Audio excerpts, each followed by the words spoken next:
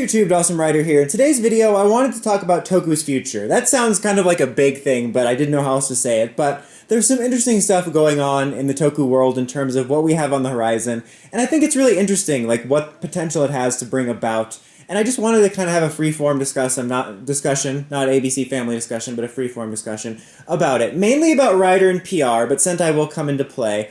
But primarily around the fact that we have two exciting things on the horizon for Power Rangers and Kamen Rider, at least at this moment. You never know when things can get canceled. I don't think Zeztz coming to the US is going to get canceled, but you know what I mean.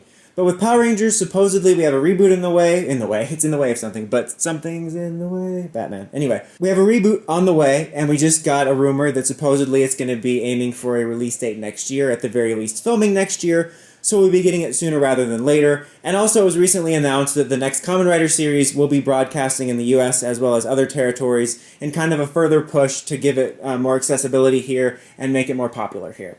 And I think these are both exciting things for the Toku community. And of course you have the people that are going to be like, good, Kamen Rider's coming to the US, now we don't need Power Rangers, we never were born in Pawnee, we're from Eagleton all along. And I don't need that kind of stuff. I hate that stuff. I don't know why it has to be either or. I don't think Kamen Rider coming to the US more, or if Sentai does, is going to replace PR or anything. I don't know why it has to always be a fight. I think these can both be good things in particular, which I'm going to get to, how I think this can expand kind of two levels of the fandom. But I don't think this is going to be a replacement for that. I don't think that's the intention. I think if you paid attention, speaking of attention, recently, over actually quite a few years now, they've been trying to make Rider more and more relevant here. You know, the merchandise has been more available here for a long time. Like, I remember them being like, look, you can buy figure arts here. I'm like, yeah, but it's still kind of cheaper on HLJ, to be honest. But regardless, you're able to buy Rider merch much more easy here, which is why it's even funnier when people ask where to buy it. It's like, guys, just use Google for real. I'm sorry I always bring that up, but I'll never understand why people think it's easier to ask a YouTube comment section than just Google it. Google will answer you immediately and thoroughly. Anyway, even you could buy, like, Rider belts and stuff I saw at GameStop and stuff like that, which is crazy, and it still kind of, like, trips me up to see, like, at local, like, secondhand game shops. Not secondhand, but they, like, take used games and stuff, but they also have, like, new figure arts there on the shelf, or, like, Barnes & Noble has figure arts on the shelf, like Sentai figure arts or Rider figure arts. I'm like, that's crazy. That's just so weird to see, since it started off as such a niche thing. And I almost also said Borders just then when I said Barnes & Noble, which might date me a little bit. Like, remember Borders? Anyway, I'm getting off on a side tangent. The point is, you can kind of see they steadily made it more accessible, starting with the merch, and then obviously with the Blu-ray sets and streaming and stuff like that. So this is just the next step, and it feels like they've been aiming towards that for a while. I don't necessarily think Power Rangers was in the way. Maybe it was. I think that's kind of dumb thinking, because I think there's going to be a cross-audience of the hardcore Toku fans, but I think they're going to know about both things regardless. Like, I don't think if they ever tried to bring Sentai and Rider to Crunchyroll or to Hulu, it was ever going to dent the audience of kids that don't give a fork what that stuff is. So I don't think there's a, cross-contamination there.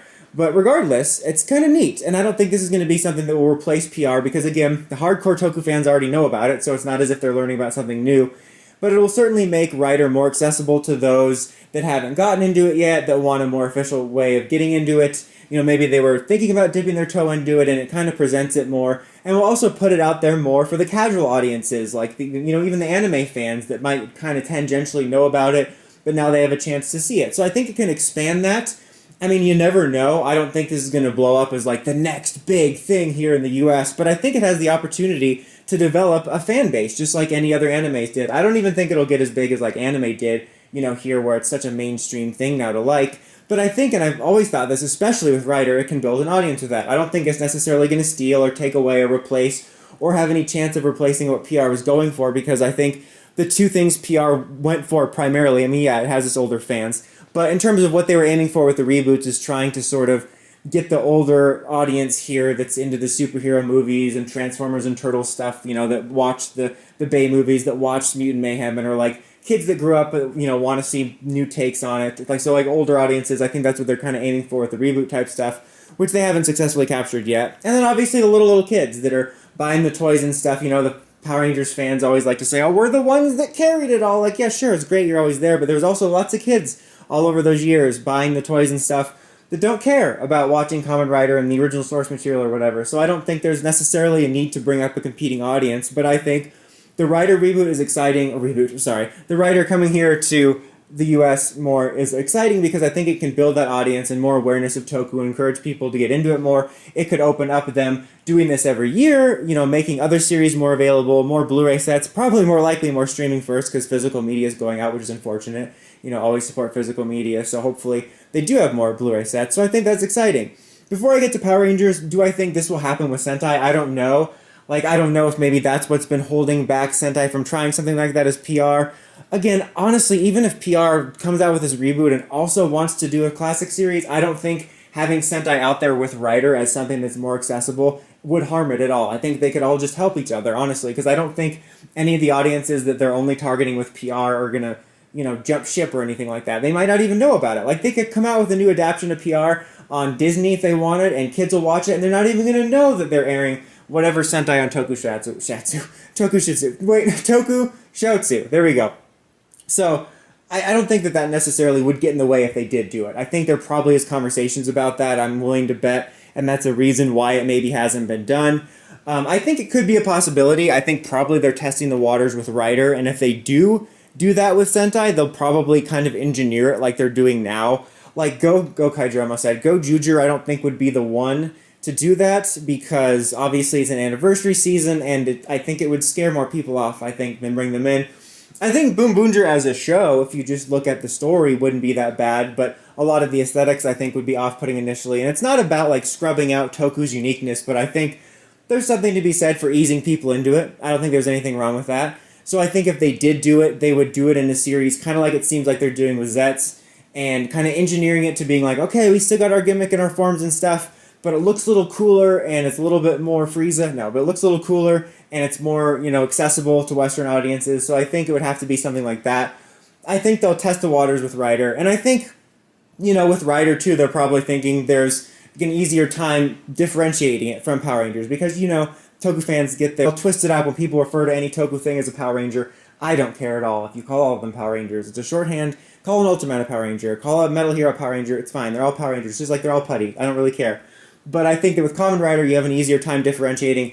Not to mention the storytelling is more mature. It's much easier to get into Rider. There's lots of people that like the more episodic slice-of-life nature of Sentai, but I think it's easier to get people hooked with the often more serialized nature of Rider than whatever the hell Sentai is doing right now. So I think that's probably part of it, and I think it's easier to sort of differentiate that to make it clear that this isn't necessarily, it's a Power Ranger or whatever. But I wouldn't leave it off the table for Sentai, and I just don't think right now, and I think they'll probably wait and see how this does. Now, as far as the PR angle on this with the reboot, who knows if this will happen? It's really funny because I recently made a video talking about the possible premiere date and stuff, and I was just saying how I was worried that maybe the same thing will happen with Doctor Who, where even if it gets greenlit, it might end up fading out if it doesn't do well enough, and then I got accused of being too negative. Whereas in the past, they're like, why are you such a shill? And always defending Hasbro. I just can't win.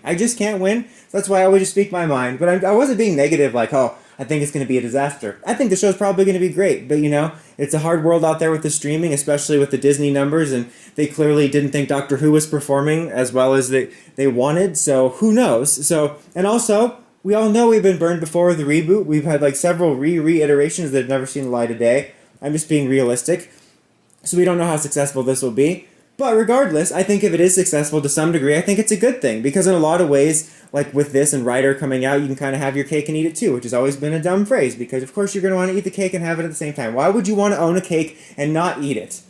The cake's a lie anyway, but still.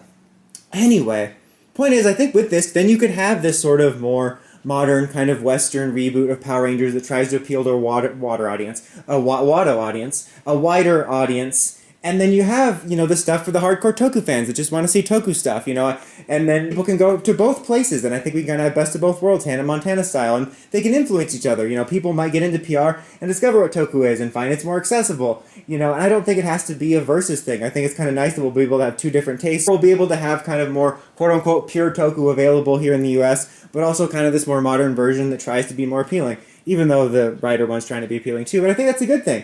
I think right now, if everything goes well, we're in a good place where there could be some interesting stuff where we have multiple different flavors available, and I think that that's exciting, and I don't think there's a need to sort of pit it against each other like people have been doing, but we'll have to see. I'm remaining very cautious. I'm not too worried about the Rider in the US thing. I think I'm excited for it, and I hope that it does well, but I'm not, nervous about it. But with PR, I'm just kind of, not nervous, but I'm just going to remain cautiously optimistic. So like if it does get canceled, whether it's one season and canceled or gets canceled before, I'm like ready for the disappointment. But I think if it goes well, we could have all different flavors of like Toku-esque content. I think that's a good thing. What do you guys think? What do you guys want to see from the future of this if both or one of these projects succeeds? Let me know in the comments as always. Until next time, Dawson Ryder, signing out.